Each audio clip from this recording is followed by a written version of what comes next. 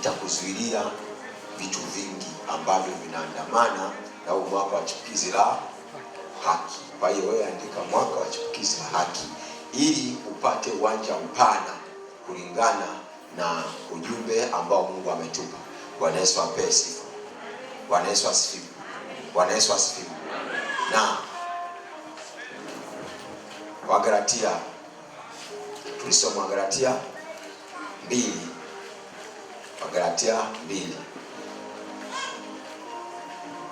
Wagalatia 2.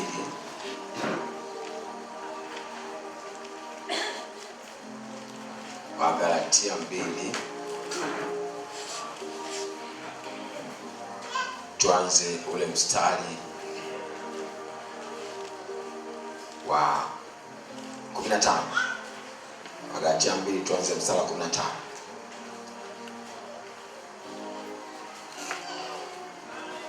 Haya, 1, 2, 3 twende.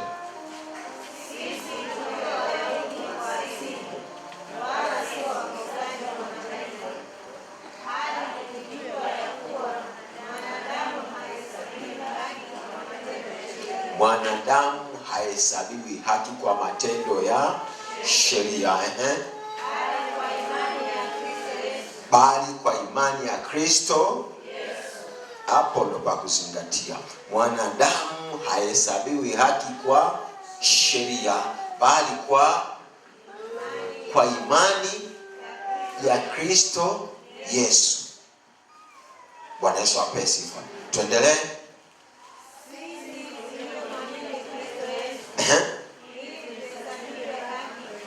Ili tuhesabiwe haki kwa imani. Mwenye Biblia wangapi? Nyosha mikono. Mbona sisikii mkisoma sasa? Au hamjaona hapo? Haya, tusome kwa sauti. Mstari ngapi? Wa 10? 16. 1, 2, 3 twende. Sio sauti hiyo. 1, 2, 3 twende.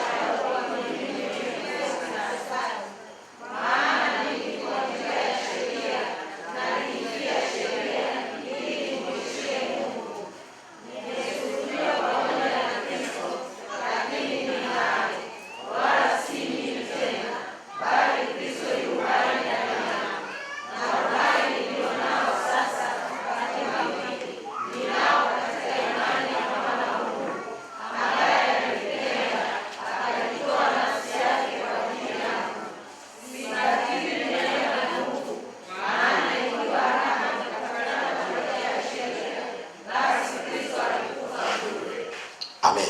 Bwana Yesu apewe sifa. Bwana Yesu asifiwe. Anasema,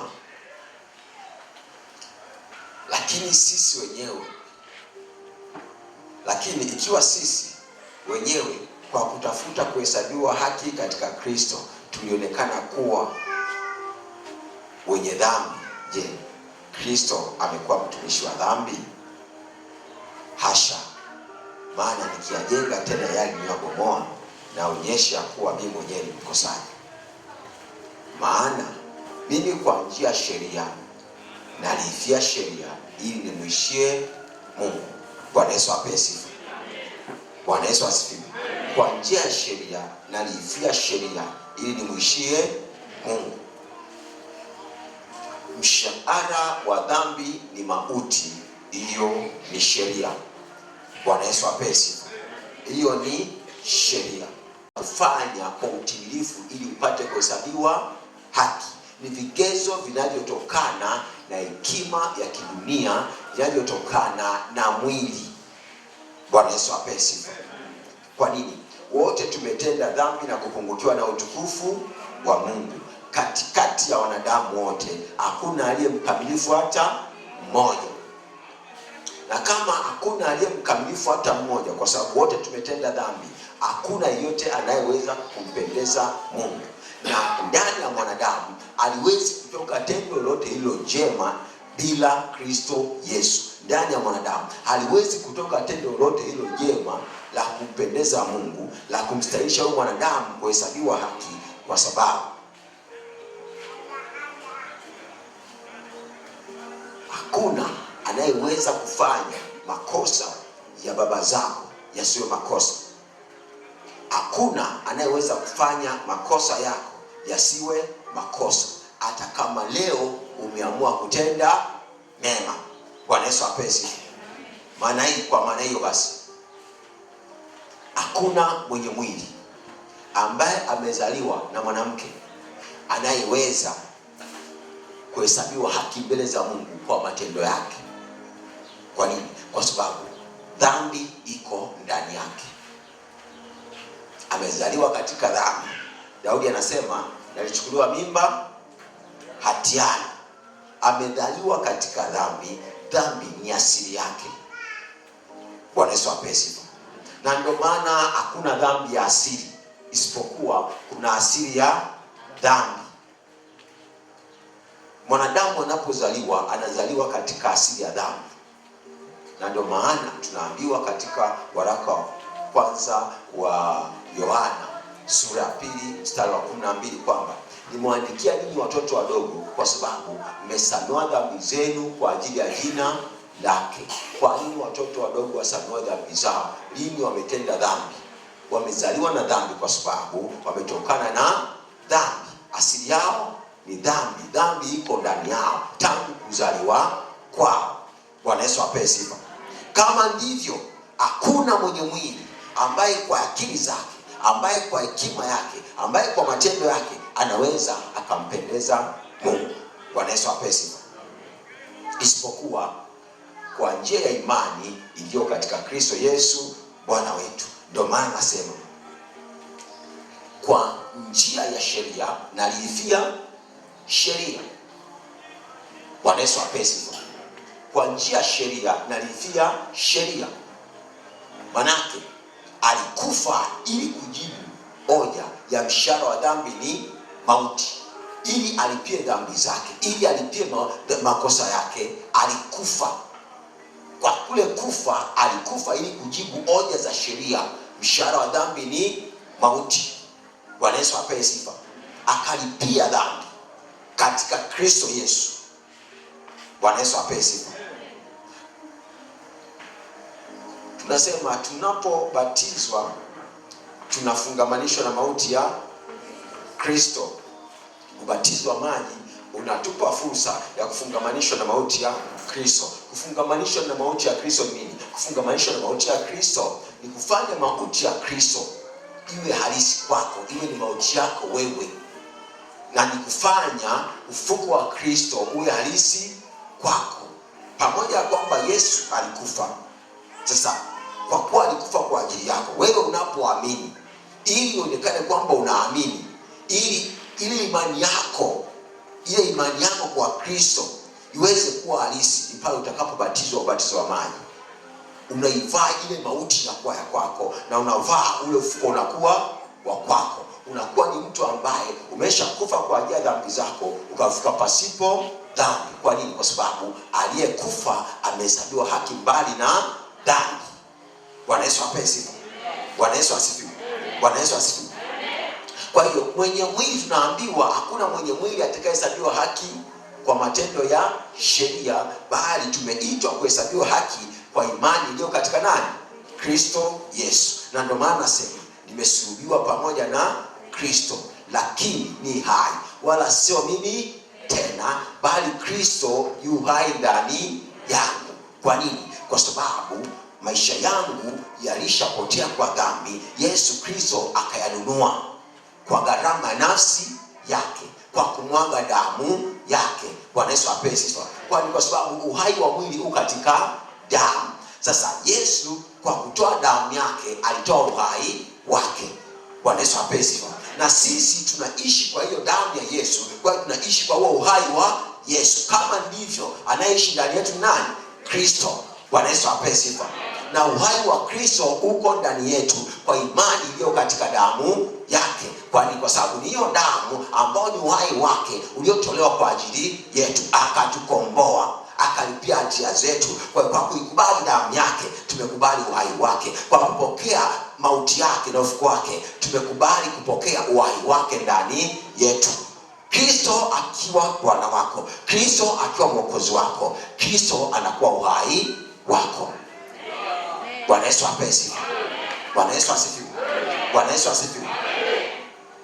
Bwana Yesu asifiwe. Anasema nimesulubiwa pamoja na Kristo, lakini ni hai, wala sio mimi tena, bali Kristo yu hai ndani yangu. Maana anayeishi sasa ni nani? Ni Kristo. Kwani uhai nilionao sasa katika mwili nao katika imani ya mwana wa Mungu, nikijua kwamba sasa Kristo ndiye uhai wangu sasa, na Kristo ndiye haki yangu sasa. Bwana Yesu apewe sifa.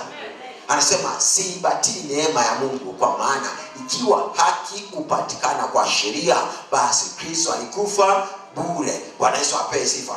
Bwana Yesu asifiwe. Sasa Kristo anaweza akawa amekufa bure hata kwa wale wanaomwamini kama watakuwa wana maarifa. Kwa nini? Kwa sababu yeyote ambaye ameingia katika Kristo lazima ajue kabisa kwamba kwa Yesu kusulubiwa kwa ajili yetu, sisi tumesulubiwa pamoja naye, na tumefufuka pamoja naye, na tunaishi pamoja naye, na tunaishi sio kwa uhai wetu bali kwa uhai wake. Yeye ndiye haki yetu ya kuishi, yeye ndiye haki yetu ya kushinda, yeye ndiye haki yetu ya kufanikiwa, yeye ndiye haki yetu ya kupata chochote tunachokihitaji, yeye ndiye haki yetu ya kufanikiwa katika jambo lolote tunalohitaji kufanikiwa. Yeye ni haki yetu. Bwana Yesu apewe sifa. Bwana Yesu asifiwe. Bwana Yesu apewe sifa. Wote mnamshangaa mama mchungaji baada ya kusikia kinachoendelea.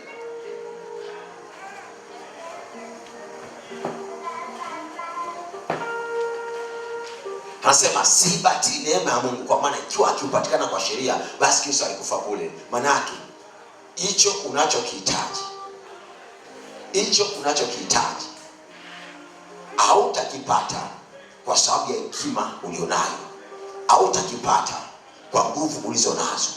Maana yake kwa lugha nyingine nasema hicho unachokihitaji hauwezi kukikosa kwa sababu ya vigezo usionavyo. Naeleweka? Kama hakuna unachoweza kupata ukiwa katika Kristo, hakuna unachoweza kupata kwa hekima ulionayo. Na sasa ukiamua kukipata kwa hekima ulionayo, maana yake sasa umeshaibatili neema ya Mungu. Umeshaibatili neema ya Mungu. Ukishategemea vigezo vyako, utakuwa mdogo siku zote. Lakini ukimfanya Kristo kuwa haki yako na vigezo vyako, utafanikiwa hata katika yale mambo ambayo dunia haiwezi kuamini. Bwana Yesu apewe sifa. Neno la Mungu nasema usimwache elimu aende zake, si ndio? Maana Mungu anataka tupate elimu ya dunia hii, tuipate, si ndio? Lakini dunia nini? Elimu ya dunia hii haitakiwi kuwa ukomo wako na tegemeo lako na tumaini lako.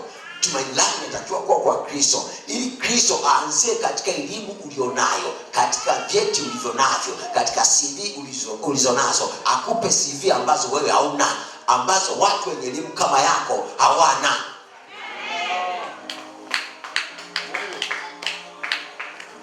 Bwana Yesu apewe sifa.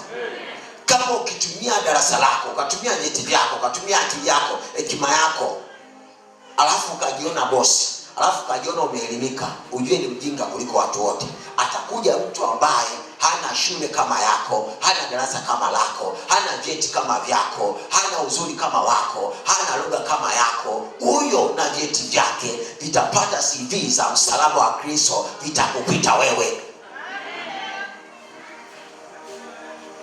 Na ndio maana wasomi wengi unakuta wanaishia kuwa wajinga. Wasomi wengi unaikuta wanaishia kuwa wajinga. Wana elimu lakini hawana elimu. Sio kazi. Wana elimu lakini hawana elimu. Unaweza ukakuta profesa, unanielewa? Profesa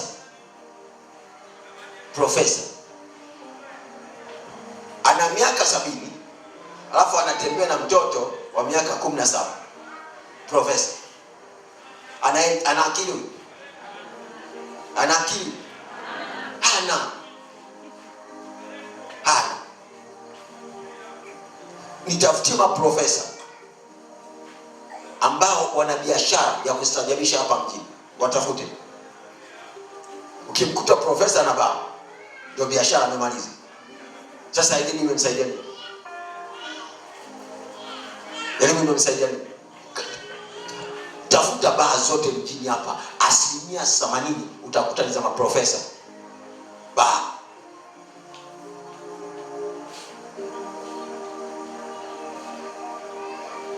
Bwana Yesu apesi. Nini? Elimu yako inakuwa na maana unapohusisha na msalaba wa Kristo. Ujuzi wako unakuwa na maana unapohusisha na msalaba wa Kristo. Maono yako yatakuwa na maana unapohusisha na msalaba wa nani? Wa Kristo. Kwamba okay, Bwana umenipa maarifa, ili kutokea hapa uniongeze. Manake Yesu anafanya kwako yale ambayo huwezi kufanya. Yale ambayo mwenye elimu kama ya kwako, mwenye maarifa kama ya kwako hawezi kuyafanya, hayo ndio unayofanya.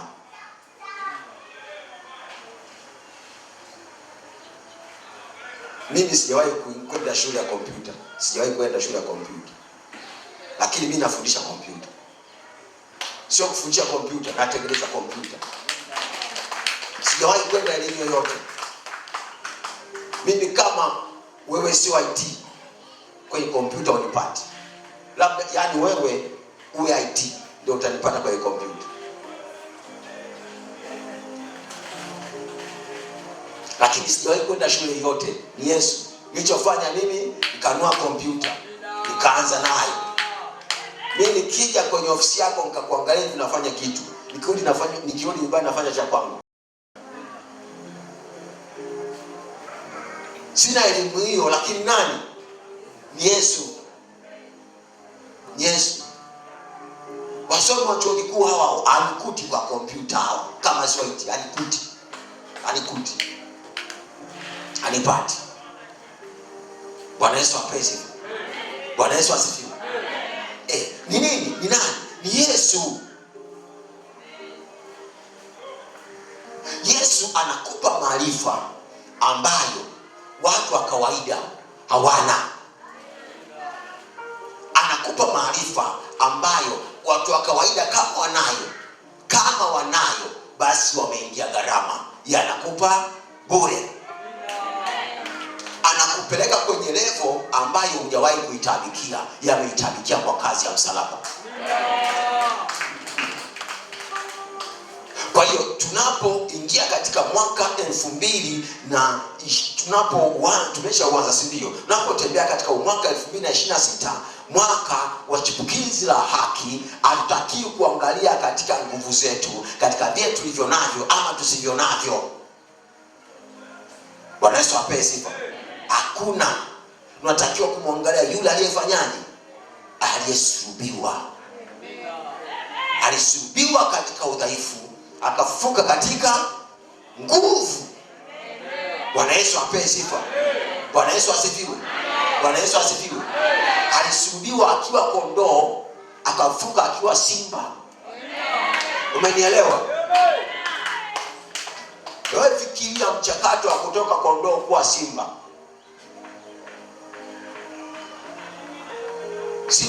Kondoo akiona simba anafanyaje? Anakimbia. Sasa kwa mauti yake na ufufuko wake, manake ametoka kwenye kukimbia, amekuja kwenye kukimbiza.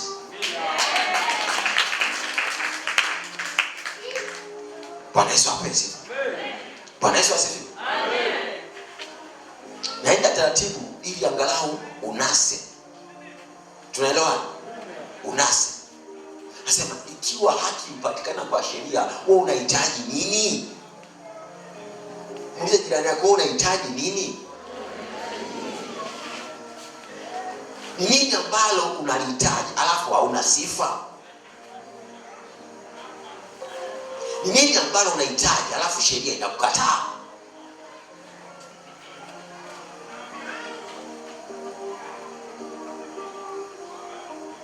Ukiangalia vigezo vyako kisheria haustahili, sawa? Si ndio? Vigezo vyako kwa sheria haustahili, usiogope. Usiogope. Kwa nini? Wewe uliye katika Kristo, haki yako haipatikani kwa sheria. Na ndio maana nasema katika Wafilipi, tena katika yeye ionekane sina haki inayopatikanayo kwa sheria. Unanielewa? Katika yeye nionekane sina haki ipatikanayo kwa sheria, bali haki ipatikanayo kwa njia imani, haki inayotoka kwa nani? Kwa Mungu mwenyewe. Haleluya. Haleluya. Haleluya. Bwana Yesu apewe sifa. Na sisi tulio katika Kristo hatutafuti haki inayopatikana kwa sheria, wala tujivuni kwa haki inayopatikana kwa sheria. Kwa nini? Kwa sababu tukijiangalia vigezo hatuna. Lakini ile kwamba vigezo hatuna haina maana kwamba hatufai, haina maana kwamba hatuwezi kupata. Tunafaa kwa sababu yeye aliye ndani yetu anafaa sana. Bwana Yesu apewe sifa. Bwana Yesu asifiwe. Na hapo tunafanikiwa si kwa sababu tunafaa kwa jinsi ya mwili, tuna vigezo kwa jinsi ya mwili, bali kwa sababu yeye ndiye kigezo chetu, yeye ndiye haki yetu. Kama haki ya kupata kazi hupatikana kwa sheria, basi Kristo alikufa bure. Kama haki ya kupata mume hupatikana kwa sheria, basi Kristo alikufa bure. Kama haki ya kuponywa hupatikana kwa sheria, basi Kristo alikufa bure. Kama haki ya kupata watoto wazuri hupatikana kwa sheria, basi Kristo alikufa bure. Kama haki ya kuajiriwa hupatikana kwa sheria, basi Kristo alikufa bure. Kristo akufa bure, alikufa ili apate kuwa haki yako. Yeye ndiye vigezo vyako, yeye ndiye sheria, yeye ndio haki yako, yeye ndio utimilifu wa sheria. Bwana Yesu apewe sifa. Bwana Yesu asifiwe. Bwana Yesu asifiwe. Ukisoma Warumi 11 nasema, ndugu zangu, nitakiwa sana moyoni mwangu ni kwa ajili yao ili waokolewe. Kwa maana nawashuhudia kwamba wanajuhudi kwa ajili ya Mungu, lakini si katika maarifa. Anasema kwa maana wakiwa hawaijui haki ya Mungu na wakitaka kuithibitisha haki yao wenyewe, hawakujitia katika haki, hawakujitia chini ya haki ya Mungu. Kwa maana Kristo ni mwisho wa sheria, ili kila aaminie ahesabiwe haki. Yani sisi tulio katika Kristo, njia zetu zote tunatakiwa kujitiisha kwa Kristo. Bwana Yesu apewe sifa. Tunatakiwa kujitiisha chini ya hiyo haki ya Mungu, kuitangaza hiyo haki ya Mungu kwamba ndio haki yetu. Yeye ndiye haki yetu. Bwana Yesu apewe sifa. Vinginevyo utatafuta kuithibitisha haki yako mwenyewe. Na ukitafuta kuionyesha, kuithibitisha haki yako mwenyewe, utakuwa umeibatii neema ya Mungu. Wakiwa hawaijui haki ya Mungu, wakitafuta kuithibitisha haki yao wenyewe, si kwamba wana lengo la kuithibitisha haki yao wenyewe, lakini kwa sababu hawajui haki ya Mungu, wanakuta wameithibitisha haki yao wenyewe, ambayo haiwezi kuokoa, haiwezi kuwasaidia. Bwana Yesu apewe sifa. Bwana Yesu asifiwe. Kinachotuokoa sisi niyo haki ya Mungu. Kinachotufanikisha sisi niyo haki inayotoka kwa nani? Kwa Mungu, kwa njia imani katika Yesu Kristo aliyefanyika kuwa haki yetu sisi. Bwana Yesu apewe sifa. Yeremia 23. Yeremia 23. Yeremia 23. Tumefika. Halo. Kama umefika sema nimefika. Umefika eh? Sasa kama umefika uniahidi kwamba utasoma. Uniahidi kwamba utasoma. Je, kama umefika utasoma? Utasoma eh? Haya, tunaanza ule mstari wa 5. 1, 2, 3 twende. Tazama siku zinakuja na nitakapomchipushia Daudi chipukizi la haki, naye atamiliki katika hali ya ufalme. Sio kumiliki tu, atamiliki katika hali ya ufalme. Naye atamiliki ufalme, atatenda kwa hekima,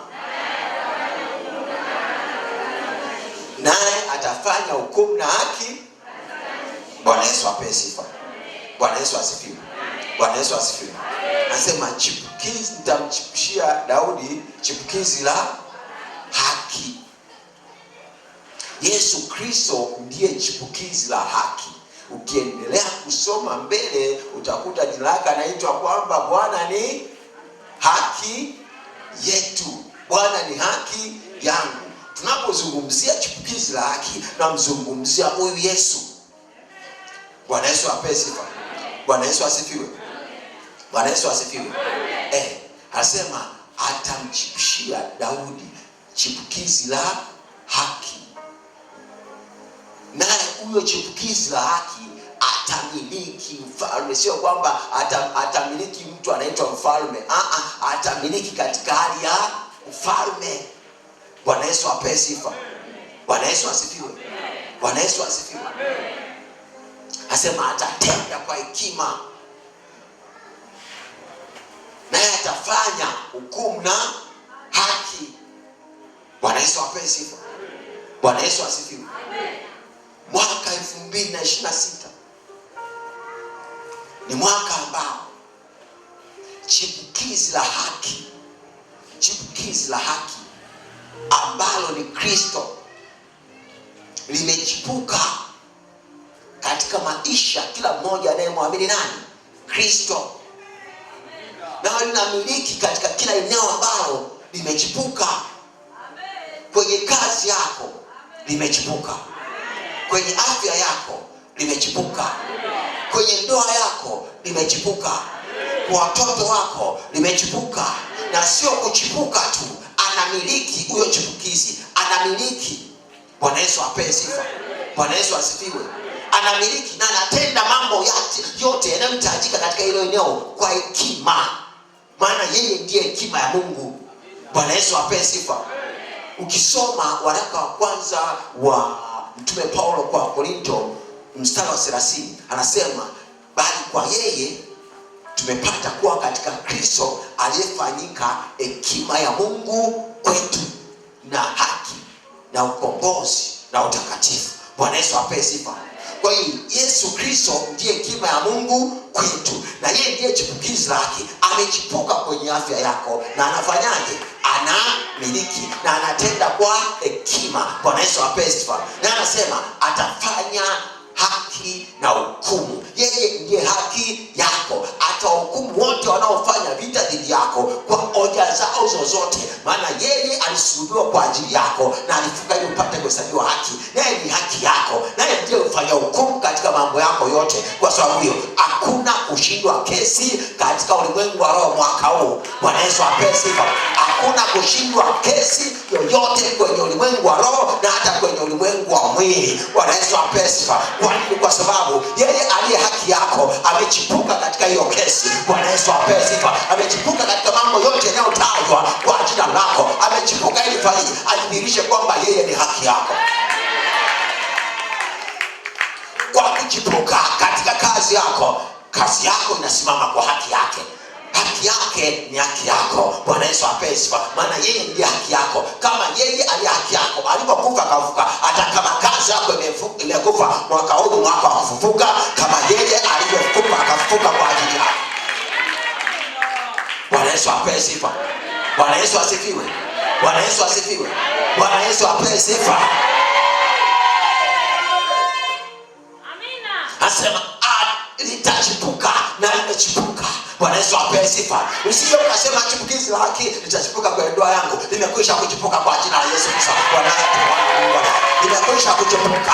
Nalo linamiliki. Bwana Yesu apewe sifa. Nalo linatenda kwa hekima. Kama kulikuwa na faraka kwenye hiyo ndoa, linatenda kwa hekima kuondoa hiyo faraka kwa jina la Yesu Kristo. Wanaanza Mwana wa Mungu aliye.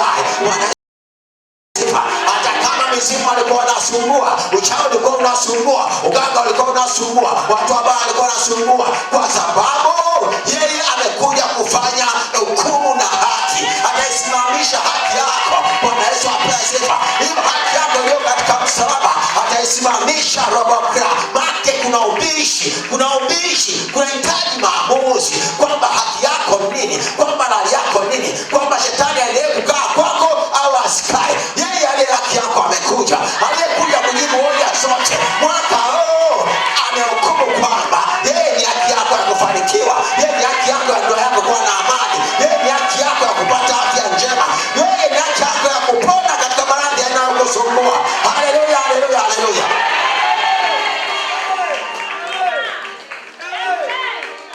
Amekuja na hukumu yake, amekuja kuithibitisha haki yake katika kila eneo la maisha yako, kwenye kazi yako, kwenye ajira yako, kwenye biashara yako, kwenye afya yako, kwenye utumishi wako, kwenye imani yako, kwa jamaa zako. Bwana amechipuka.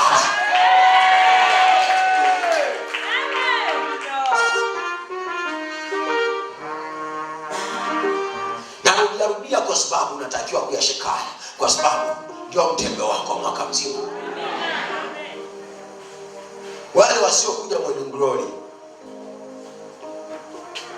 wako kwenye hatari ya kutokunufaika na haya, kwa sababu Morning Glory kila siku lazima mambo yafanywe kazi. Sasa wewe usiyekuja unajinyonya nguvu.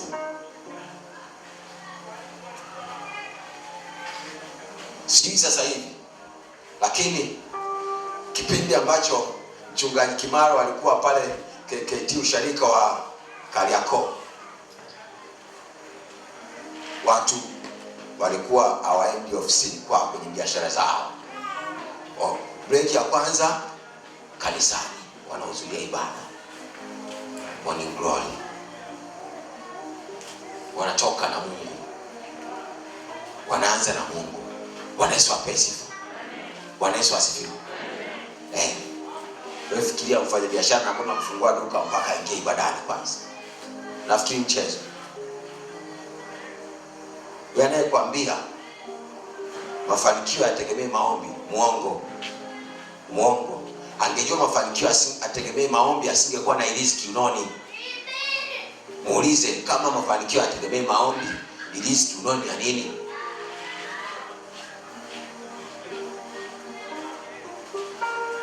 Muulize kama mafanikio yategemee maombi, mbona unatoa pesa kwa mkono wa kushoto huwezi kutoa kwa mkono wa kulia?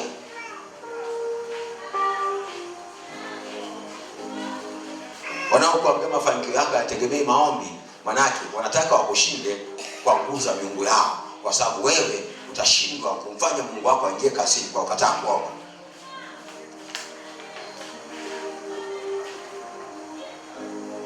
Bwana Yesu apewe sifa. Sisi mfumo wa mafanikio yetu umefungamanishwa na maombi yanayochagua kazi ya msalaba. Bwana Yesu apewe sifa. Tuendelee kusoma pale. Tumeishia mstari ngapi? Wa 5. Twende wa 6. 1, 2, 3 twende. Asema katika siku zake huyo chipukizi Yuda. Muulize jirani yako unapitia nini? Ni mwaka wako wa kuokolewa katika mikono ya adui zako. Ni mwaka wako wa kuokolewa katika tabu yoyote ambayo umepita miaka mingi, katika maradhi ambayo yamekusumbua, umetumia dawa mpaka zimedunda. Ni mwaka wako wa kukutana na Kristo. Chipukizi lake anachipuka katika afya yako. Amechipuka kwa jina la Yesu Kristo. Ni mwaka wa kuanza kutembea katika udhihirisho wa afya njema, kwa sababu yeye chipukizi la haki ya kuponywa kwako. Yeye aliyepigwa ili wewe upate kuponywa amechipuka katika hilo eneo. Katika siku zake Yuda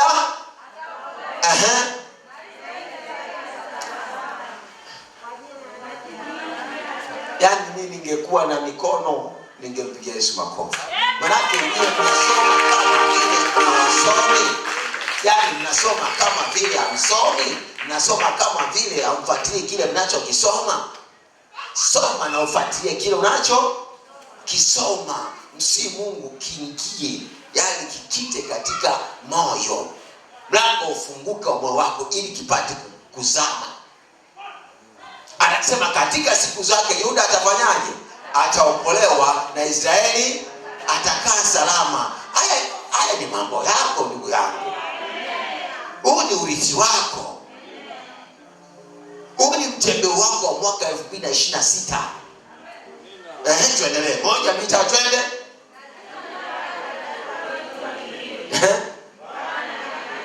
Bwana ni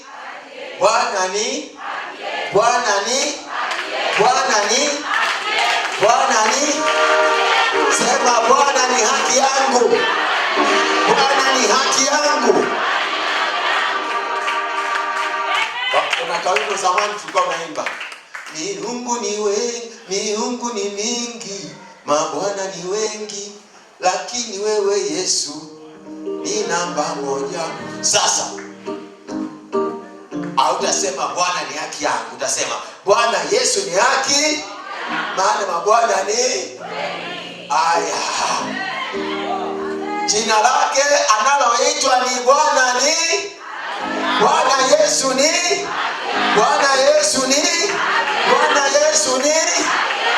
Mwaka lazima hilo neno usiku na mchana lisiondoke kinywani mwako. Bwana Yesu ndiye haki yangu. Bwana Yesu ndiye haki yako. Ndiye haki ya watoto wako kufanya vizuri. Ndiye haki ya watoto wako kupata elimu bora. Ndiye haki ya watoto wako kupata ada. Hawatakwama kwa sababu ya ada. Watasoma rekesobrata. Wanapona ni haki yao ya kupata elimu na masaka. Watapata elimu bora, sio bora elimu. Hata kama vichwa vyao vilikuwa vimezidiwa na nguvu za giza, ni mwaka wa kuchanua kwa sababu chipukizi la haki limechanua ndani yao, limechipuka ndani yao, na linamiliki kwenye elimu yao, linamiliki kwenye fahamu zao, linamiliki kwenye akili zao, linamiliki kwenye kumbukumbu zao, linamiliki kwenye masomo yao, linamiliki na linatenda kwa hekima. Na limefanya hukumu na haki, limesimamisha haki ya mtoto wako kupata elimu, na limehukumu miungu ndio ilikuwa ikifanya vita juu yake.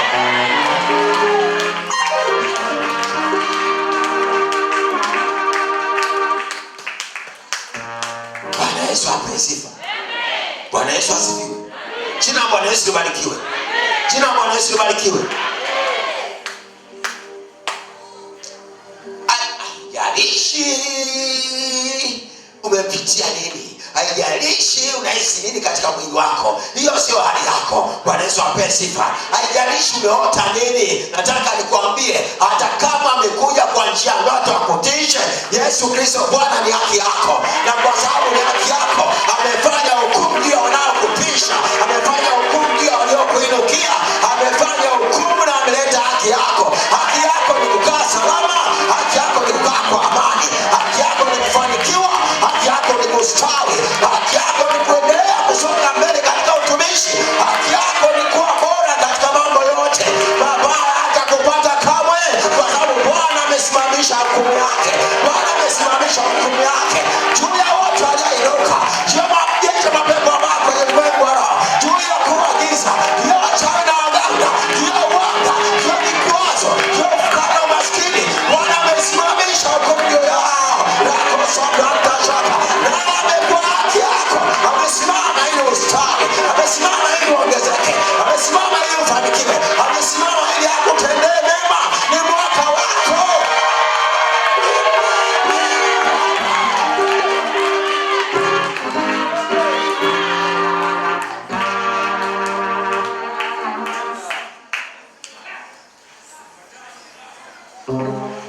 Chipukizi limechipuka. ili upate kuona wema wake. Unanielewa? Unanielewa? Limechipuka nalo linamiliki katika hali ya ufalme, katika hali ya kutawala. Hakuna atakaye kutoa mkononi mwake, hakuna atakaye kutoa katika mpango wake, hakuna atakaye kutoa katika kusudi lake, hakuna atakaye kutoa katika baraka zake, hakuna kuziepusha, hakuna kutenga nazo, hakuna kuzizuia, hakuna kuzikwamisha, hakuna kuziba mfereji. Hayupo, maana yeye haki yako amesimama. Yeye hukumu unaotaka kuziba baraka zako.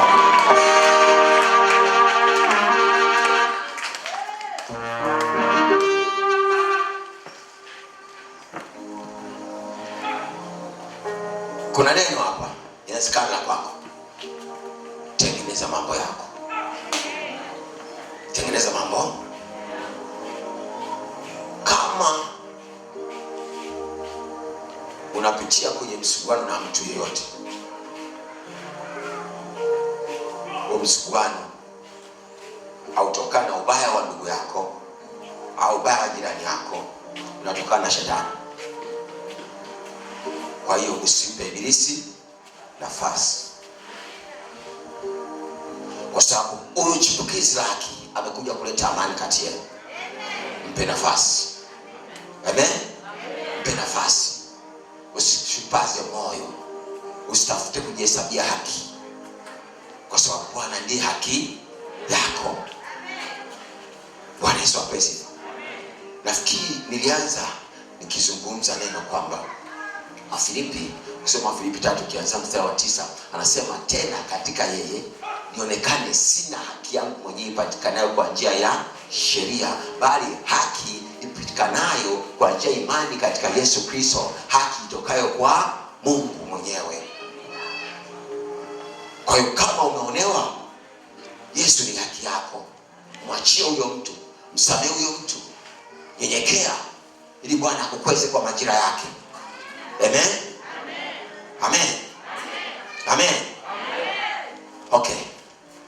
Twende Zakaria.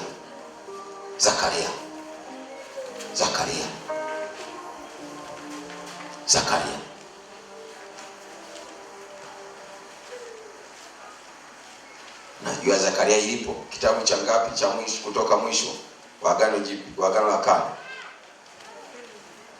Na hamjui?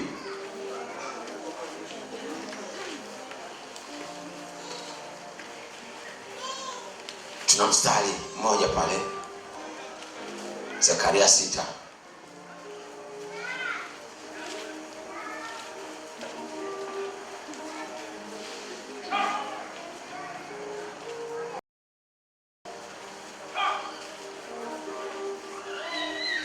Yesu anatisha. Zakaria 6 tumefika? Haya, wote kwa sauti moja tusome mstari wa 12. 1, 2, 3 twende. Sijasikia. 1, 2, 3 twende. Ukamwambia ukisema, Bwana wa majeshi asema hivi.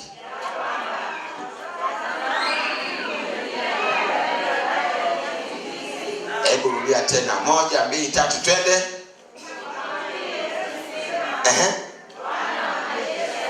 Bwana wa majeshi asema hivi, ya kwamba tazama, mtu huyu ndiye ambaye jina lake ni moja, naye atakuwa katika mahali pake, naye atalijenga hekalu la Bwana. Yesu apewe sifa. Bwana Yesu asifiwe. Bwana Yesu asifiwe.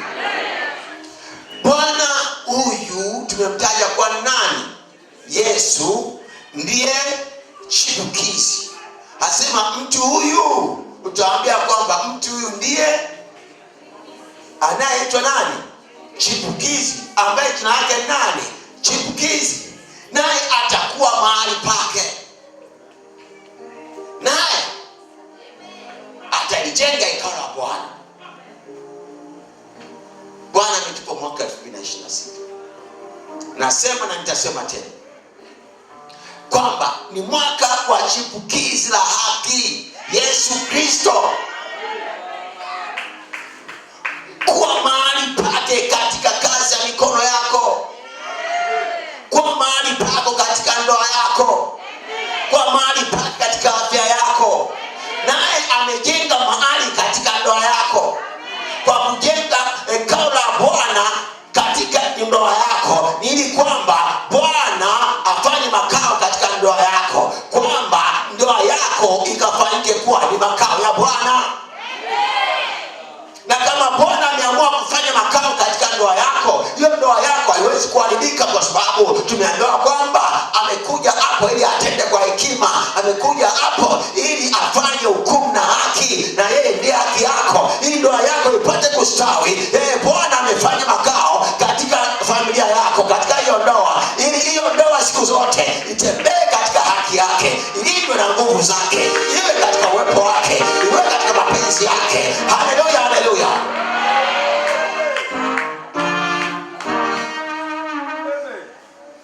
Bwana Yesu apewe sifa. Sijui unamhitaji wapi. Mimi natamani umhitaji kila mahali, kwa sababu anafaa kuwa kila mahali, anastahili kuwa kila mahali, anastahili kutawala kila mahali, anastahili kumiliki kila mahali, anastahili kumiliki kila kitu chako na kila hali yako. Yeye Yesu aliyechukiza la haki, nusu achepuke. Sema amechipuka.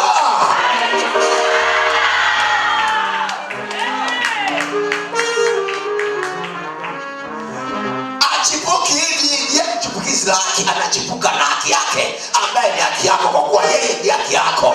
Yeye akiwa kwako, haki yako iko kwako. Bwana Yesu apewe sifa. Na anasema amekuja kufanya hukumu, atende mambo yote kwa hekima. Yaliyokushinda wewe, hata atenda kwa hekima katika mwaka. Bwana Yesu apewe sifa. Bwana Yesu asifiwe. Yaliyokuwa magumu kwako, hekima amekuja nyumbani kwako, hekima amekuja kwenye kazi yako, hekima amekuja kwenye ndoa yako, hekima amekuja kwenye biashara yako, hekima amekuja kwenye utumishi wako, hekima amekuja kwenye biashara yako, amekuja kwenye duka lako, amekuja kwenye shop yako, amekuja kwenye shamba lako, amekuja rake sobrata, amekuja atende kwa hekima na kufanya hukumu na haki.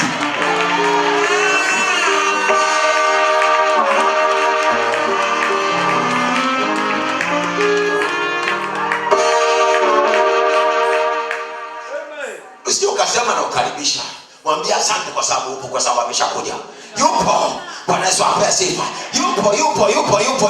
Yupo. Amesema mwaka 2026 kwetu sisi ndivyo alivyo na ndivyo atakavyokuwa.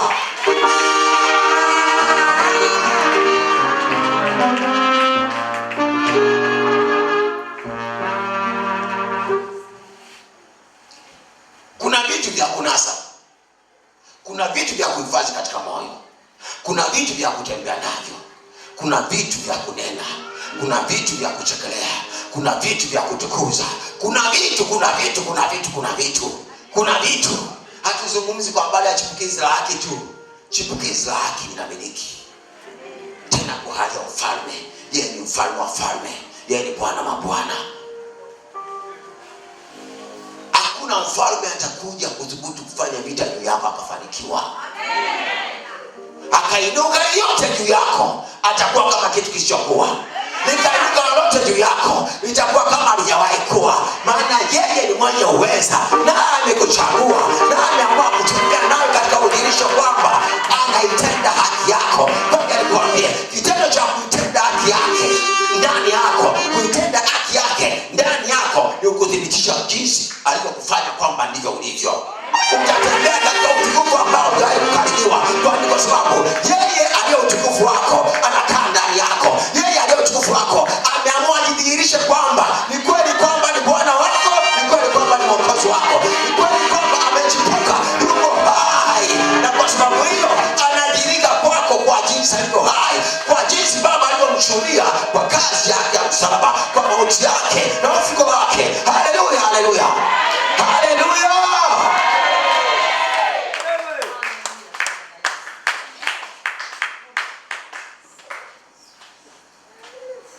Hapo ndo wanaimba, kaa Yesu hakuna, wakora muno wanyoleke ngoro nziza weza mazima. Mwaka wa udhihirisho wa neema ya Mungu. Mwaka wa udhihirisho wa neema ya Mungu, tunaambiwa kwa mtu afanyaye kazi ujira wake hauhesabiwi kuwa ni neema, bali kuwa ni deni. Usije ukatoka na historia ya kule. Bwana amedhihirisha neema yake na ndio maana uko hai. Bwana amedhihirisha neema yake na ndio maana umesimama. Bwana amedhihirisha neema yake ndio maana umefika mahali hapa. Bwana Yesu apeke. Mwaka huu ni kufutwa machozi. Unanielewa? Amesema sasa, wale wasiojua kwamba mimi ni Bwana wa vita na kuja kuchipuka katika vita yao, ili wajue kwamba mimi ni Bwana wa vita. Na ndio maana pale tumesema kwamba Bwana wa majeshi asema hivi. Kwani Bwana wa majeshi sio, kwani si Bwana Mungu, ni Bwana wa majeshi. Maana yake ijapoinuka vita usiogope. Yeye yupo kupigana vita yako. Bwana Yesu asifiwe. Bwana Yesu asifiwe. Bwana Yesu asifiwe. Yeye ndiye mwenye kupigana mapigano yetu. Na ndio maana anajiita Bwana wa majeshi. Bwana Yesu asifiwe.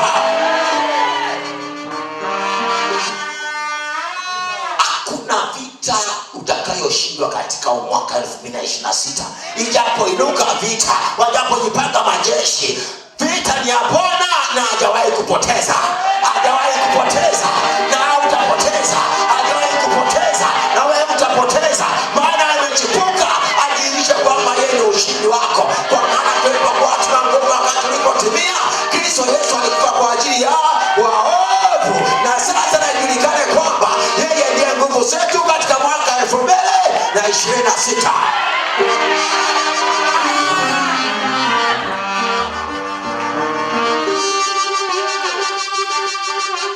Mwaka chipukizi la haki limechipuka. Hata katika uadui, wale waliokuwa adui zako, Bwana mwaka watawafanya kuwa marafiki zako. Atakupatanisha nao.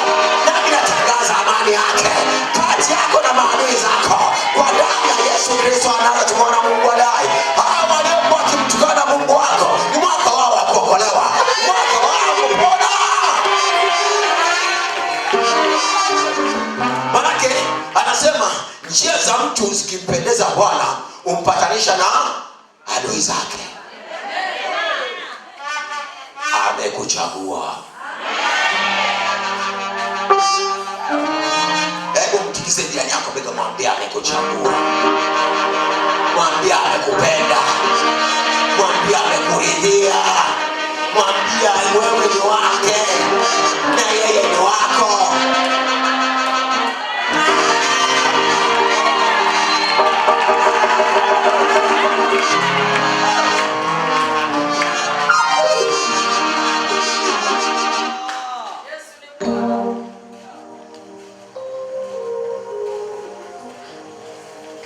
Tenkene niguwe komiro mukama Yesu akagishumura.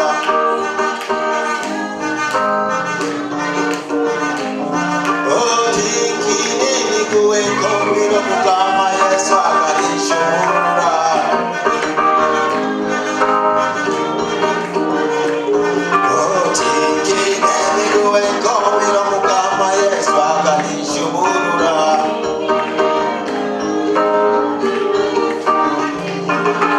Sina tena kamba zilizonifunga, sina tena mifungo.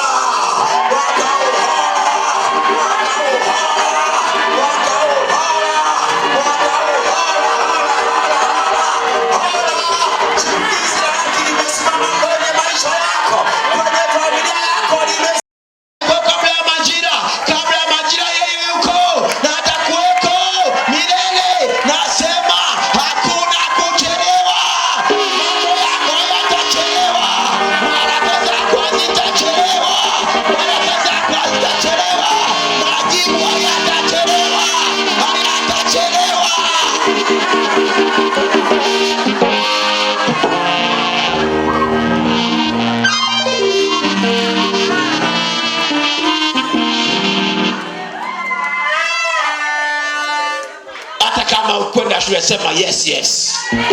Sema imekuwa kwa jina la Yesu. Hakuna kuchelewa, hakuna kucheleweshwa, hakuna kukwama, hakuna kuzuiwa, hakuna kupingwa, maana Bwana aliyetukuza haki amesimama, amekomesha upinzani, amekomesha uadui, amekomesha vita. Maana yeye akisimama, milima ukimbia mbele zake, akisimama mapepo yanakimbia mbele zake. Ameamua achipuke ndani yako, ameamua achipuke kwenye mambo yako, ameamua achipuke kwenye utumishi wako, kwenye huduma yako, kwenye karama zoweka ndani yako, kwenye imani yako. Amechipuka kwenye ndoa, amechipuka kwenye afya, amechipuka kwenye kazi. Hakuna atakayeweza kusimama mbele zako. Yeye ni Bwana wa vita. Haleluya.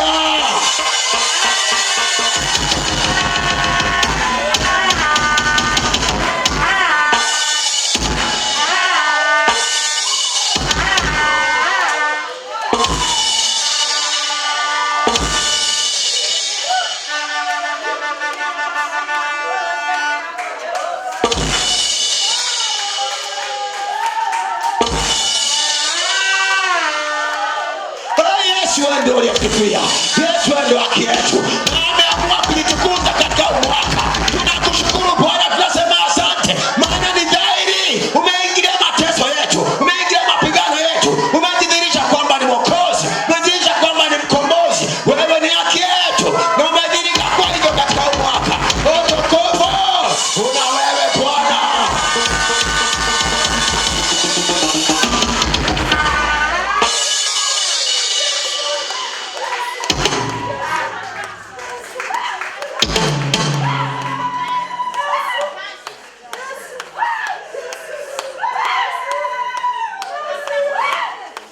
Tazama, mambo yanakuwa mapya, mambo yamekuwa mapya, mambo yamekuwa mapya.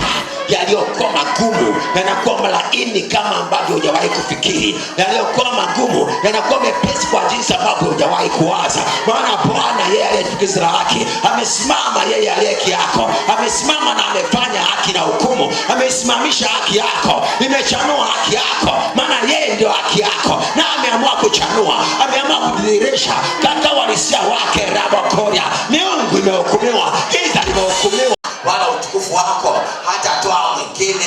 Kwa sababu hiyo ninakushukuru wewe uliyechipukizi la haki, ambao unamiliki, ambao unatawala, ambao umefanya haki na hukumu, umethibitisha haki yako ambayo ni haki yangu leo kwa njia imani katika Yesu Kristo. Nasema asante, maana haki yake mwenye haki itakuwa juu yake na uovu wake mwenye uovu utakuwa juu yake. Wewe Bwana umekuja kuleta hukumu na kuleta haki katika mambo yangu, katika njia zangu, kwa kuwa wewe ndio haki yangu. Uko juu yangu, uko ndani yangu, uko juu ya kazi yangu, uko juu ya uchumi wangu, uko juu ya fedha yangu, uko juu ya mali yangu, uko juu ya uzao wangu, na maanisha wana wangu, na maanisha binti zangu na uzao wao na vizazi vyao. Uko juu ya elimu na masomo ya wana wangu na binti zako na binti zangu, maana hawa ni wa kwako, na umekuwa hekima yao, na umekuwa nguvu zao, na umekuwa akili yao, na umekuwa ufahamu wao. Tunajua kwamba mwana wa Mungu umeshakuja na umetupa akili. Watoto wetu wana akili kama tulivyo na akili, akili ya Mungu mwenyewe ambayo Bwana umetupatia kwa kazi ya msalaba, ili katika hiyo wao upate kutukuzwa, ili katika hiyo matendo yetu na mawazo yetu yapate kuwa ni katika hekima yako Mungu mwenyewe, katika jina la Yesu. Kwa sababu hiyo huu mwaka kwangu ni mwaka wa ishara zako, ni mwaka wa ajabu zako, ni mwaka wa matendo yako makuu, ni mwaka wa kudhihirika kwako. Ile nguvu ile kufufua kutoka kwa wafu inatenda kazi kwenye mambo yangu, inatenda kazi kwenye kazi yangu, inatenda kazi kwenye ardhi yangu, inatenda kazi kwenye mifugo yangu, inatenda kazi kwenye fedha yangu, inatenda kazi kwenye akaunti zangu za benki, inatenda kazi kwenye akaunti zangu za simu, inatenda kazi kwenye kila kinachoitwa kwangu, kwenye mifupa yangu, kwenye damu yangu, kwenye mishipa ya damu, kwenye nywele zangu, kwenye mavazi yangu, kwenye hatua zangu, kwenye mikono yangu, kwenye kazi ya mikono yangu, kwenye mikono kwangu ni nguvu za uweza wako zinatenda kazi, kwenye macho yangu, kwenye masikio yangu, kwenye kila kiungo ndani yangu. Wewe uliye hekima ya Mungu kwangu unatenda kazi katika hekima ya Mungu kwa jina la Yesu, na umekaa mahali pako, na kwa sababu hiyo umejenga hekalo la Bwana, ili katika mambo yangu Bwana awepo na mambo yangu yote yafanyike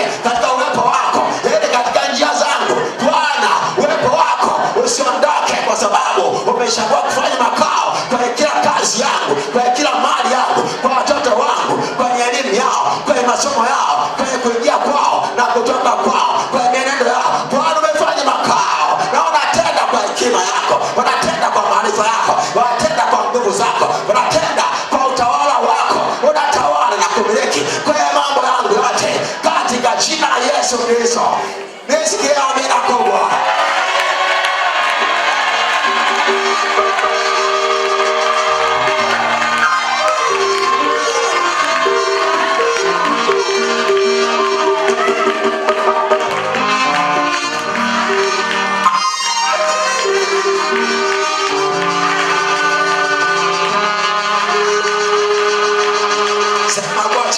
Yesu Kristo, na kwa uwezo wa damu ya Yesu nakataa udhaifu.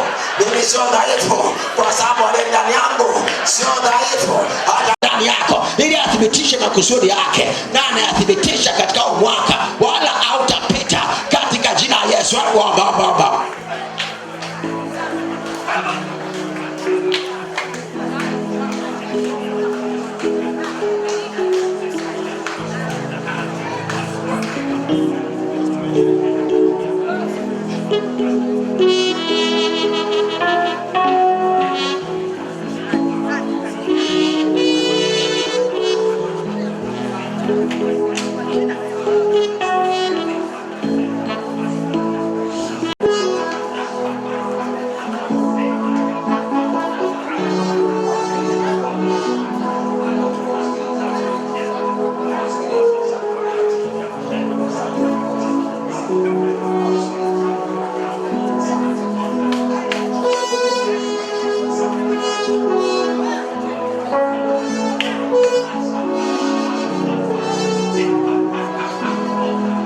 tangaza mambo yako, tangaza mambo yako.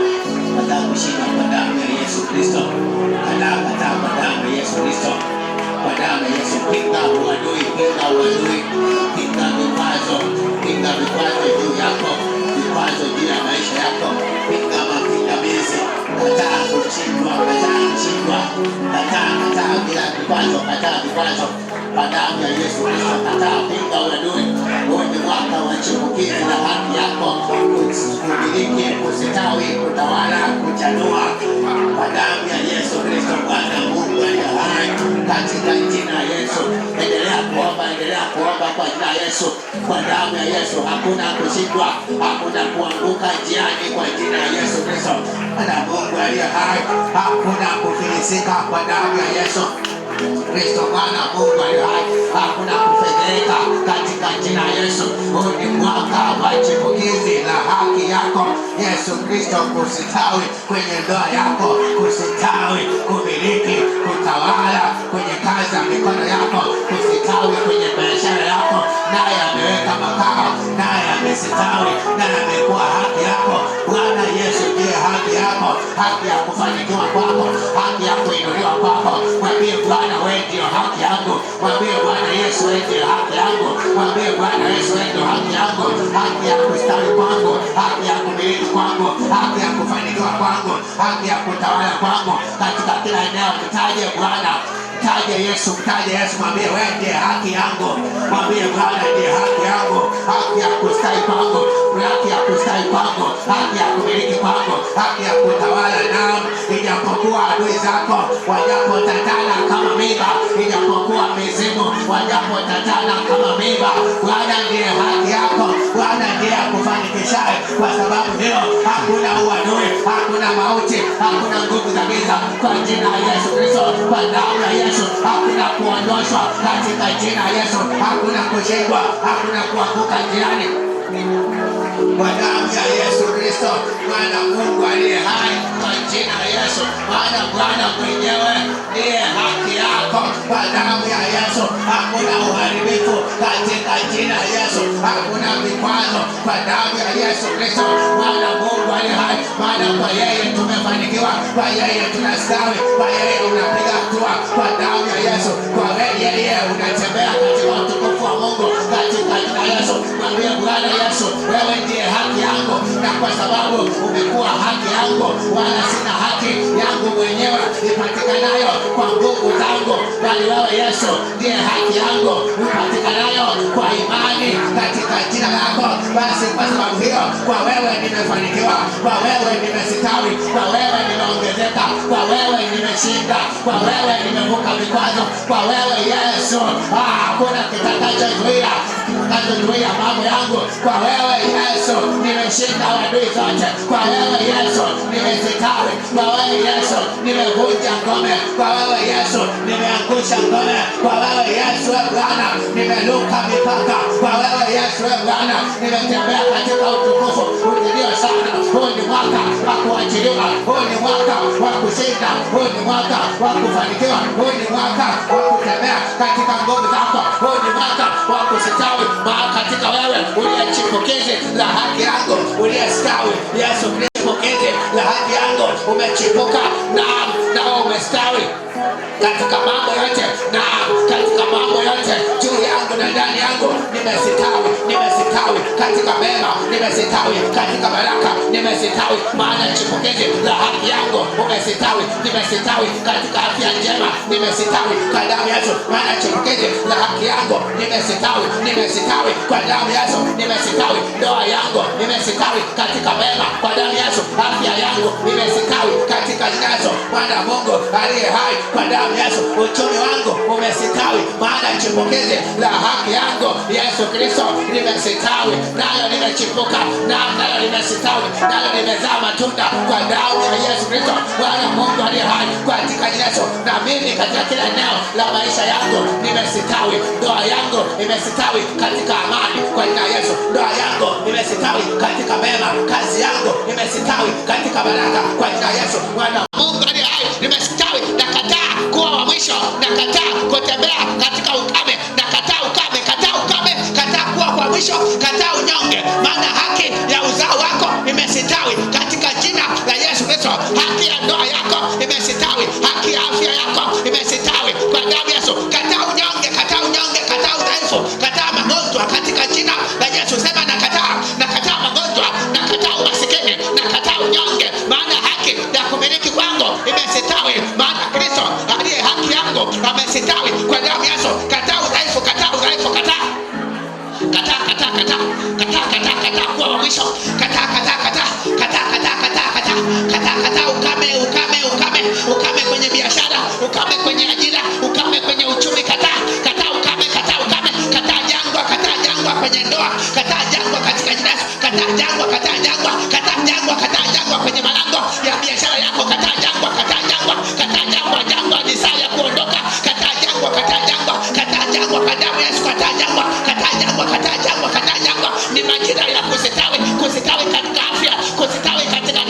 kustawi katika biashara, kustawi katika imani kwa Kristo, kustawi katika kila eneo lilo jema, kustawi kwa damu ya Yesu. Kataa endelea kukataa, endelea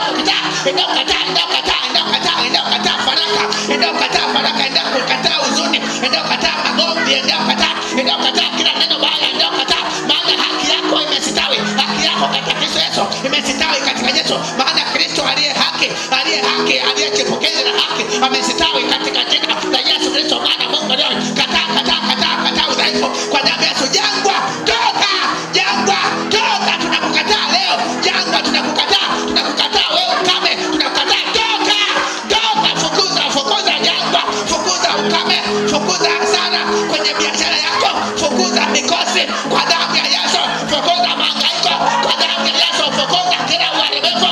Rabasaka repote kena rabana na rabosaka rabasaka na rabesaka, fukuza kwa damu ya Yesu Kristo, fukuza kila jangwa.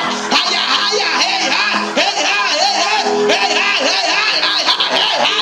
kwa damu ya Yesu, achia maisha yetu, achia ofisi, achia ndoa kwa damu ya Yesu, achia biashara, achia mioyo katika jina la Yesu Kristo mwana Mungu aliye hai, achia uzao, achia elimu kwa damu ya Yesu, achia afya za miili kwa damu ya Yesu.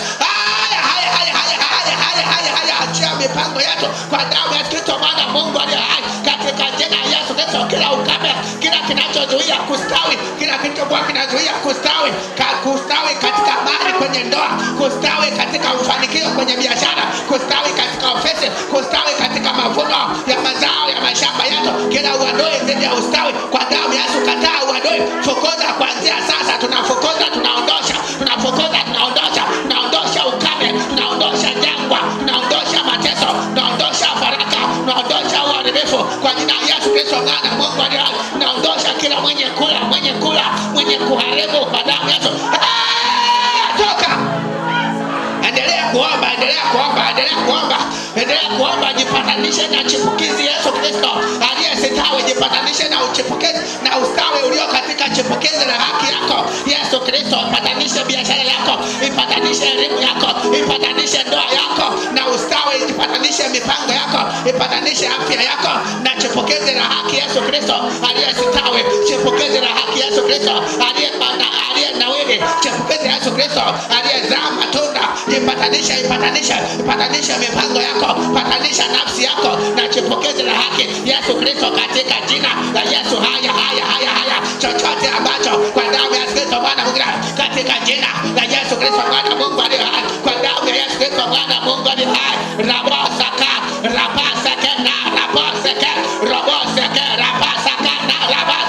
rabosaka kwa jina la Yesu. Sema kwa jina la Yesu, kwa jina la Yesu, ambacho chochote ambacho sio chipukizi la haki kilichochipuka mahala popote panapohusiana na maisha yangu, chochote ambacho sio chipukizi la haki, haijalishi kilichipuka na kutoa shina na majani na maua na matunda yake kwa sumu zake, kwa jina la Yesu, kuanzia sasa, kwa kuwa Yesu Kristo chipukizi la haki yangu ameshachipuka na kumiliki na kusitawi na kuzaa matunda ndani yangu kwa jina la Yesu na kwa damu ya Yesu. Kwa sababu hiyo, kila chipukizi lisilo chipukizi la haki lililochipuka, iwe kwenye ndoa yangu, kwenye biashara yangu, kwenye afya yangu, kila chipukizi lisilo chipukizi la haki ambalo ni Yesu Kristo, kila chipukizi linatokana na mizimu, chipukizi lililochipuka kwa nguvu ya mizimu, kwa nguvu ya uchawi, kwa nguvu ya magonjwa, kwa nguvu ya umaskini, kwa nguvu ya kila aina ya kazi za ibilisi, kila chipukizi lisilo chipukizi la haki kwa jina la Yesu, kila chipukizi la uharibifu kwenye maisha yangu, kwenye uzao wangu, kwenye elimu yangu, kwenye afya yangu, kwa damu ya Yesu, kwenye ndoa yangu, kwenye mipango yangu, kwa damu ya Yesu, kila chipukizi lisilo chipukizi la haki na likamata katika ulimwengu leo. Kamata kwa imani, kamata machipukizi yenye mimba, kamata machipukizi yenye sumu, machipukizi yenye majani ya kuwasha, machipukizi yoyote, machipukizi yenye miba, kamata, kamata machipukizi ya uharibifu, kamata, kamata, kamata kila mtu akamate, kamata machipukizi ya uchawi, machipukizi ya mizimu, machipukizi yote ya uganga, ya misomo na madua, misomo na maagano yote, kamata, kamata mikono yako, kamata wewe, suna mikono, kamata, kamata, tunaingia rohoni, kamata machipukizi ya utasa, kamata kwa Yesu, kamata machipukizi ya umasikini kwenye biashara, kamata machipukizi ya faraka kwenye ndoa, machipukizi ya ujinga, kamata kule nyuma, kamata kila mwenye mikono akamate. Tunaenda kumalizia maombi sasa, tunaenda kumalizia maombi yetu. Kila mwenye mikono akamate, kamata chipukizi la maumivu, kamata chipukizi la magonjwa, kamata chipukizi la umasikini, kila chipukizi likamatwe, kila chipukizi likamatwe, chipukizi lenye madhara kwenye maisha yako likamate, chipukizi lenye madhara kwenye uzao wako kamata, kamata kwa jina la Yesu, kamata, kamata. Tunaenda kukamata machipukizi yote ya uharibifu, kamata kwa imani, na kamata kila mwenye mikono, kamata kule nyuma, nataka kila mtu akamate, kamata kwa imani, kamata kwenye malango ya nyumba yako, kamata kwenye malango ya nyumba yako, kamata kwenye ufahamu wa elimu ya watoto wako, kwenye ufahamu wa watoto wako kielimu, kamata, kamata kwenye biashara yako, kamata, kamata kwenye mipango yako, kamata kwenye afya yako. Tunaenda kukamata sasa, tunaenda kukamata kwenye ndoa yako, kwa mwenzi wako, kamata, ngoa, ngoa, sema na ngoa, ngoa, ngoa, ngoa, ngoa, ngoa, ngoa, ndio ngoa, ngoa, ngoa, ngoa, ngoa, ngoa, ngoa, ngoa, usiangalie mwingine, ngoa, usiangalie mwingine, ngoa, ngoa, vinang'oka, ngoa uchawi, machipukizi ya magonjwa, ngoa, ngoa machipukizi ya umasikini, ngoa, ngoa machipukizi yote yasiyo haki, ngoa kwenye mipango yako, ngoa, ngoa, ngoa, ngoa, ngoa, ngoa, ngoa, ngoa machipukizi yote ya uharibifu, yanang'oka, yanang'oka, Bwana, yanang'oka, yanang'oka, yanang'oka, yanang'oka, yanang'oka, yanang'oka, ngoa kama ngoa magugu, ngoa kama magugu, ngoa kama ndago, ngoa kama miogo, ngoa, ngoa kama miti, ngoa, ngoa, ngoa kama miche, ngoa, ngoa kwa jina la Yesu, ngoa kwa imani, ngoa mpaka usikie imeng'oka, ngoa mpaka uone imeng'oka, ngoa kwenye malango ya biashara yako, ngoa kwenye malango ya uzao wako, ngoa kila habari mbaya zilizoandikwa kwenye madaftari, zilizoandikwa kwamba utakufa, ngoa habari za vifo kwamba utakufa, ngoa kwamba utakufa, ngoa kwamba utakufa, ngoa, ngoa, ngoa, ngoa, ngoa, ngoa, ngoa roho za mauti, ngoa, ngoa kwa jina la Yesu, ngoa, ngoa, ngoa kwamba hautofanikiwa, eti hautofanikiwa, hautafanikiwa, ngoa, eti uzao wako hautafanikiwa, eti nyumba yako haitastawi, ngoa kwa jina la Yesu, ngoa, ngoa, ngoa, sema na ngoa, na ngoa, na ngoa, na ngoa machipukizi yote yasiyo haki, machipukizi ya mauti, machipukizi ya uharibifu, machipukizi ya kifo, machipukizi ya umaskini, machipukizi ya faraka, machipukizi ya mizimu, machipukizi ya uganga, machipukizi ya ukoo, na ngoa, na ngoa, na ngoa, na ngoa, na ngoa, na ngoa, na ngoa, na ngoa, na ngoa, na ngoa. Kamata vizuri, usikamate mkono mmoja, usikamate mkono mmoja, kamata mikono miwili, ngoa kwa imani. Hayo mambo yanafanyika kwenye nyumba yako, yafanyike kwenye nyumba yako, yafanyike kwenye ndoa yako, yafanyike kwenye afya yako, yafanyike kwenye ufahamu wako, yafanyike kwenye afya yako, yafanyike kwenye maisha yako. Ngoa sasa, ngoa kila kikwazo, kila chipukizi lisio haki, ngoa kwa jina la Yesu, ngoa, ngoa, ngoa, tunangoa, tunangoa, tunangoa, tunangoa sasa, tunangoa, tunangoa kwa jina la Yesu, tunangoa kwa imani, tunangoa, tunangoa, tunangoa, tunangoa machipukizi yote yasiyo haki. Watu wanangoa, watu wanangoa, watu wako serious, watu wako serious, watu wako busy. Shughulikia nyumba yako, ngoa kwa mke wako, ngoa machipukizi yasiyo haki kwa mke wako, ngoa kwa mume wako, ngoa kwa watoto wako, ngoa kwa jina la Yesu, ngoa kwenye biashara yako, ngoa kwa wajukuu zako, ngoa kwa damu ya Yesu, ngoa, ngoa, ngoa, ngoa, ngoa, ngoa.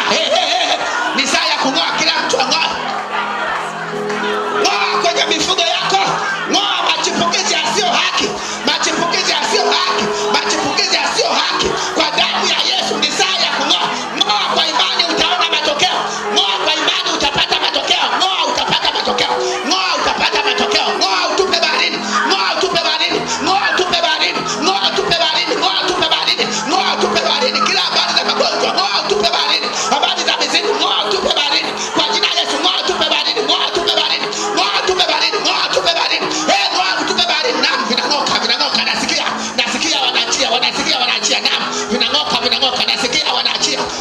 wanaachia kwa jina tunasikia wanaachia. Endelea kung'oa mizimu tunang'oa, mnaofuatilia maisha ya watoto wetu tunang'oa mizimu upande wa baba tunang'oa, mizimu upande wa mama tunang'oa, kwa damu tunang'oa kwa jina tunang'oa. Sema nang'oa.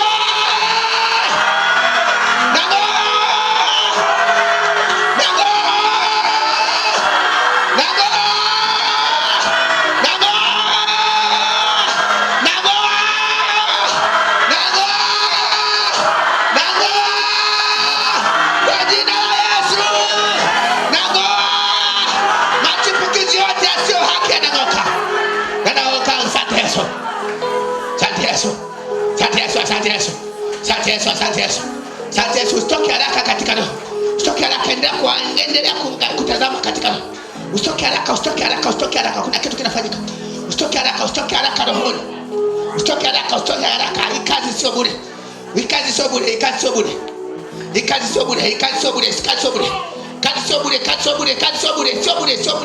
Bwana amefanya kitu yako. Chipukizi la haki. Amestawi mwenyewe, amefanya kitu kwenye biashara yako, amefanya kitu kwenye kazi ya mikono yako, amefanya kitu. Kila vizuizi vilivyokuwa vinazuia usipate kiwanja, vilivyokuwa vinazuia usijenge, vilivyokuzuia, mwaka huu ni mwaka wa kufanikiwa kwako. Huu ni mwaka wa chipukizi la haki kustawi kwako. Kila kitu kinakuzuia usipate kazi unayoweka, kinakuzuia usipate ndoa, kitu kinakuzuia vimenoka kwa jina la Yesu Kristo, Bwana Mungu aliye hai. Endelea kubaki rohoni. Kuna fursa ulikuwa uzioni. Kuna machipukizi yalijenga kwenye njia yako. Kuna fursa zimekuzunguka za kuongeza kwenye hatua yako. Ulikuwa hauzioni kwa sababu kulikuwa na machipukizi yametatana. Ingawa yametatana kama mimba, Bwana ameyala. Chipukizi la haki yameng'oka kwa jina la Yesu Kristo, Bwana Mungu aliye hai. Na kwa damu ya Yesu Kristo, Bwana Mungu katika Yesu, yeye aliye chipukizi la haki amekuwa mpenyo wetu kwa damu ya Yesu.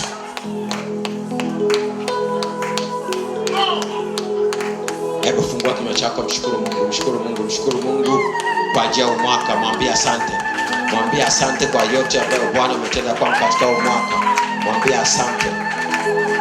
Mwambie asante kwa maana chipukizi la haki imechipuka katika kila eneo la maisha yangu.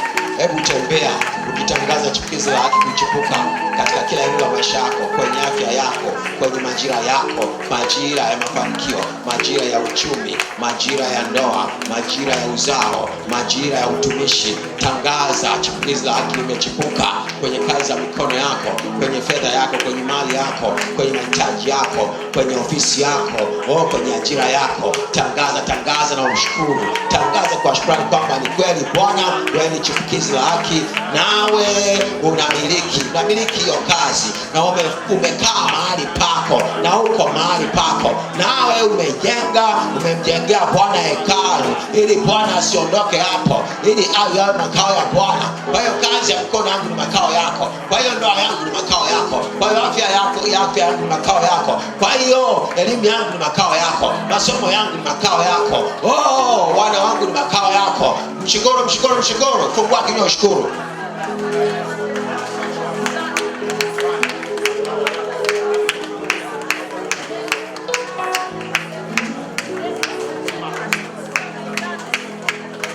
Ni katika jina takatifu la Yesu tumekushukuru Mungu wetu. Hebu piga makofi.